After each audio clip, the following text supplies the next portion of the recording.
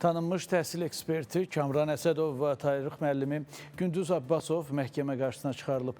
Hər iki şəxs barəsində açılan cinayət işi ilə bağlı iki məhkəmə prosesi keçirilib. Gəncə şəhər məhkəməsində keçirilən prosesdə adı çəkilən şəxslər son qəbul imtahanlarında qanunsuz texniki vasitələrdən istifadə halları ilə bağlı cinayət işində təqsirli bilinir.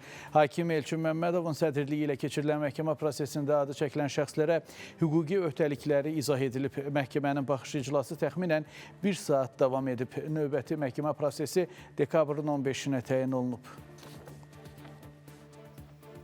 2025-ci ildə Dövlət İmtahan Mərkəzi tərəfindən keçirilmiş buraxılış və ali təhsil müəssisələrinin qəbul imtahanlarında qanunsuz texniki vasitələrdən istifadə etməklə abituriyentlərə köməklik edilməsi ilə bağlı faktlar Dövlət İmtahan Mərkəzi tərəfindən müəyyən edilmişdir. İttiham aktı təsdiq edilərək aidiyyatı üzrə Gəncə şəhər məhkəməsinə göndərilmişdir.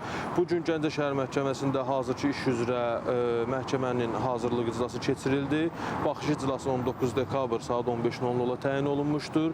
İş üzrə hazırlıq kursu eyni zamanda Gəncə şəhərində tarix müəllimi kimi fəaliyyət göstərən Abbasov Gündüz Yaşaroğlu və ictimaiyyətdə təhsil ekspert kimi tanınan Əsədov Kamran Alimoğlu Cinayət Məcəlləsinin 302.3-cü maddəsi gizli qaydada informasiya ötürülməsi nəzərdə tutulmuş, texniki vasitələr satma, satış məqsədilə əldə etmə və Cinayət Məcəlləsinin 308.1-ci maddəsi ilə vəzifə səlahiyyətindən sui istifadə etmə maddələri ilə ittiham olunurlar.